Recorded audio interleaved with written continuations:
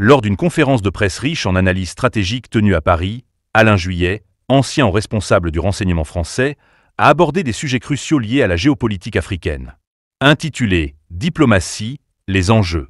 Géopolitique, cette rencontre a permis de jeter un regard éclairé sur la position de plusieurs États, notamment le Rwanda et la République démocratique du Congo, RDC, au cœur des dynamiques mondiales actuelles.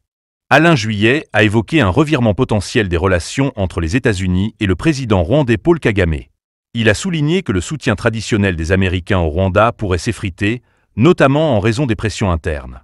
Internationales croissantes dénonçant l'exploitation illégale des ressources naturelles de la RDC, particulièrement dans la région du Kivu. Comme vous avez pu le voir, je pense, le Rwanda occupe et pille, il n'y a pas d'autre terme, la République démocratique du Congo depuis le départ de Mobutu, donc Kabila père puis Kabila fils, suite à un accord qui avait été passé à l'époque, il faut le savoir.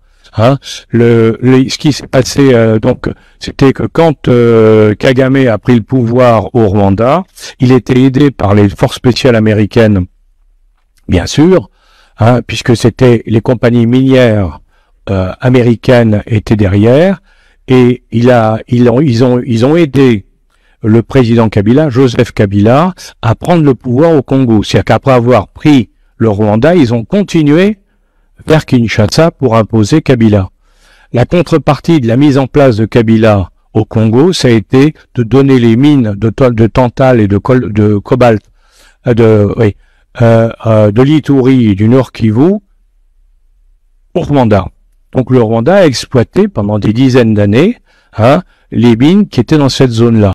Selon lui, le président Félix Tshisekedi semble préparer la RDC à jouer un rôle de premier plan sur la scène africaine et internationale.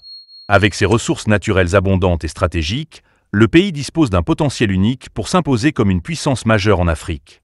La vérité est que le Rwanda occupe et pille la RDC Kivu, a déclaré Alain Juillet, soulignant l'urgence pour Kinshasa de sécuriser son territoire et de renforcer sa souveraineté.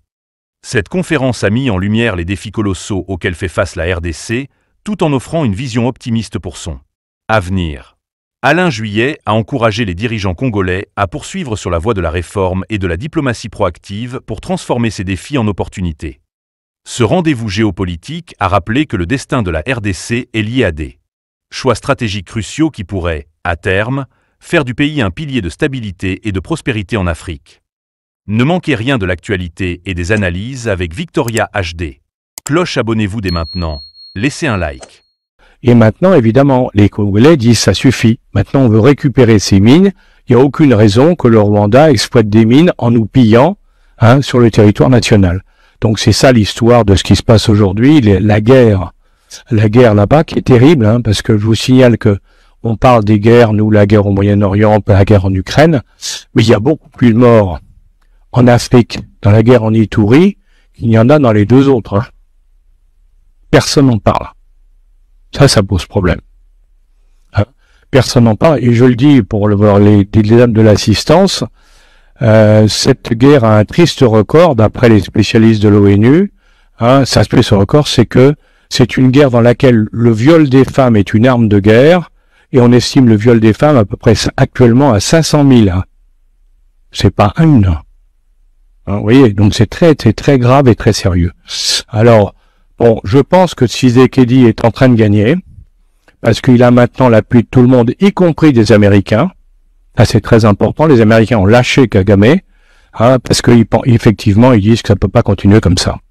Donc, vous voyez, tout ça, c'est en train de bouger, si vous voulez. Je crois que j'ai fait pratiquement